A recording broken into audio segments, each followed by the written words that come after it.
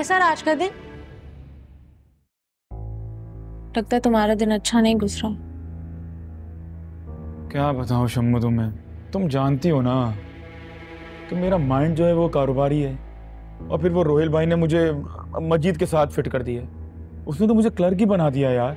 ये शीट बना दो, इसको कॉल कर दो, इसको ईमेल कर दो, मतलब ये काम करने के लिए मैंने ऑफिस ज्वाइन किया है। कोई बात नहीं जमशेद, एडजस्ट होने में थोड़ा टाइम तो लगेगा ना। मुझे पता है तुम कर लोगे। कर तो मैं लूंगा, लेकिन काम भी तो मेरे मतलब का हो। अब अगर नौकरी करनी है मैंने तो कहीं और ना कर लूं। कहीं और फर्क है, कहीं और जॉब करने में और अपने ऑफिस में काम करने में फर्क है जमशेद। यहाँ तुम प्रोग्रेस करोगे तो उसका रिजल्ट भी देखना, इसी में हमारा फ्यूचर है। बस तुम दिल लगाकर मेहनत करो। यह समरीन को रोहिल भाई ने नई गाड़ी लेके दी है और रूम भी अलग है उसका। जमशेद, मैं कह रही हूँ ना सब ठीक हो जाएगा। अभी तुम्हें ऑफिस जाते हुए दिन ही कितने हुए हैं? देख लो शम्मो, ये सब ख्वारियां ना मैं सिर्फ तुम्हारी वजह से कर रहा हूं, वरना मैंने कभी किसी की नौकरी नहीं की है। इसे भी तुम नौकरी नहीं समझो, अपना काम ही समझो। कर रहा हूं मैं ये ख्वारी, लेकिन करूंगा मैं कारोबार इन द एंड। कारोबार के लिए सरमाया चाहिए होता है, क्या वो है हमारे पास? तो सरमाए के लिए तो इस फ्लैट के पैसे लगवाए थे, लेकिन रोहिल भाई ने मना कर दिया कि नहीं, बहन को गिफ्ट दिया है। जमशेद, फ्लैट का मैं तुम्हें पहले ही बता चुकी हूँ, ये मैं तुम्हें हर हाल में बेचने नहीं दूंगी।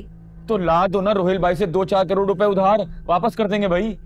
जमशेद, मैं हर वक्त तुम्हारा हौसला बढ़ाती रहती हूँ ताकि तुम खुद पर भरोसा करो और कोई काम करो, लेकिन तुम्हें बैठे बिठाए करोड़ों रुपए चाहिए।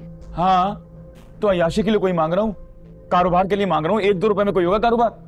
करोड़ों में खेलना है ना तो मेहनत करो, ये ख्याली पुलाव नहीं बनाओ। शम्मो, ख्याली प्लान नहीं है, अब की बार सॉलिड प्लान है, सॉलिड प्लान। इतना सॉलिड प्लान है ना तो फोन करो अपने माँ बाप को, जो शादी के बाद ऐसा गायब हुए कि पलटकर फोन करने ही गवारा नहीं किया।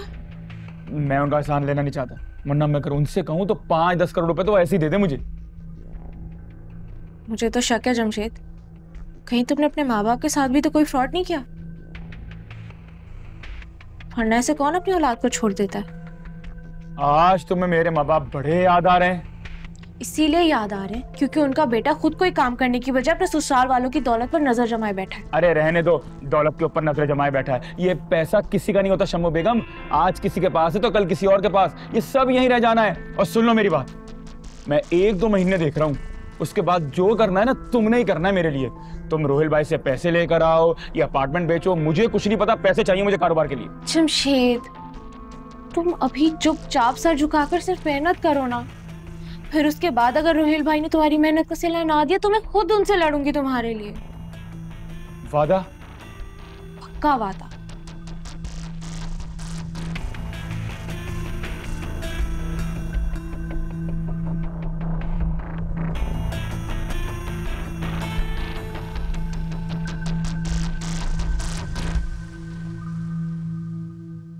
जी मैम, ठीक कह रही हैं आप।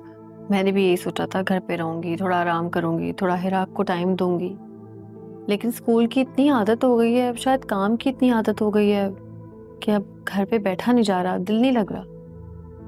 तो मंडे से इंशाल्लाह बैक टू स्कूल। ठीक है, थैंक यू मैम। ओके।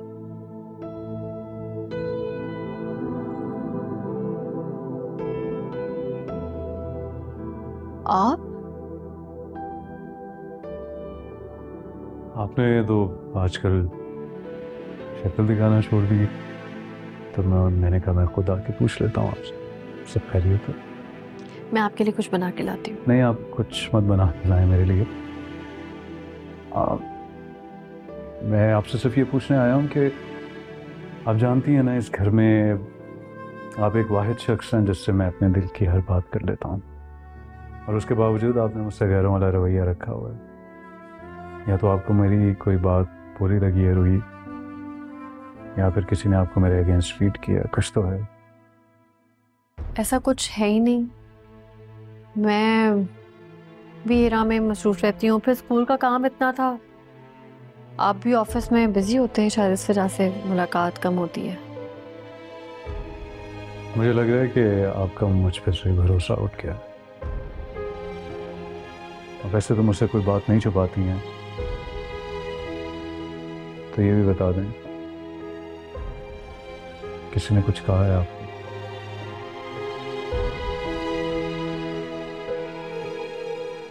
बीजान ने? वो क्यों कुछ कहेंगे मुझे? समरीन, चाची जान? उनकी बातों का तो मैं असर ही नहीं लेती, कोई फर्क नहीं पड़ता उनकी बातों से मुझे। फिर मुझे ये लग रहा है रोही कि आपको इस घर में कोई खौफ हो गया है। मैं आपको सिर्फ ये बताना चाहता हूँ कि मेरे होते हुए आपको किसी चीज़ का भी खौफ नहीं होना चाहिए, लेकिन अगर वो खौफ या डर मेरी वजह से है तो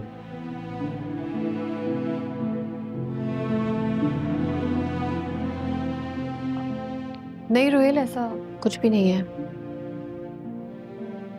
आप ज्यादा सोच रहे हैं। ठीक है रोही, अगर आप मुझे नहीं बताना चाहती तो कोई बात नहीं।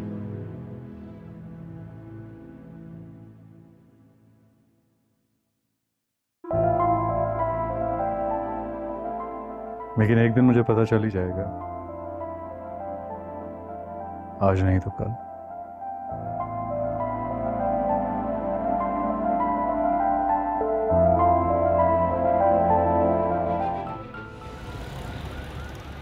सॉरी सॉरी सॉरी यार, मीटिंग्स जान ही नहीं छोड़ती। सॉरी, तुम्हें वेट करना पड़ा। It's okay. अच्छा, कॉफी मंगवाओ? नहीं नहीं, रहने दो। अच्छा, बाय द वे ये बताओ, कहाँ से आ रहे हो? गाड़ियों का ऑक्शन था, वहीं से आ रहा हूं। अच्छा किया जो ऑफिस आ गए। तुम्हें पता है, जब तक तुमसे बात ना कर लूं मेरा दिन नहीं गुजरता। तुमने मुझे कभी अपना ऑफिस नहीं दिखाया। इतने सारे ऑफिस हैं, वैसे तो सारे शोरूम्स ही अपने हैं, और ये फोन है ना, यही ऑफिस है, सारे काम इसी पे हो जाते हैं। कह तो सही रहे हो, आजकल सारा काम मोबाइल पे ही हो जाता है, मगर शामिर यहाँ पे एक ऑफिस होना जरूरी है। कल को अगर अब्बू जान या रोहेल ने कहा कि ऑफिस देखना है तो फिर? लाहौर में है एक परमानेंट ऑफिस, लेकिन वहां पे जाना बहुत कम होता है। लेकिन अगर तुम कहती हो, तुम्हारी फरमाइश है, तो यहाँ पे जमीन लेके ऑफिस बना देते हैं।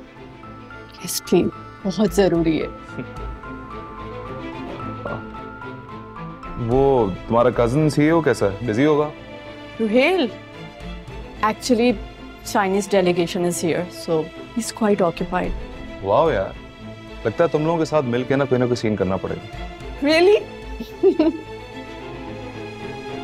मेहरबान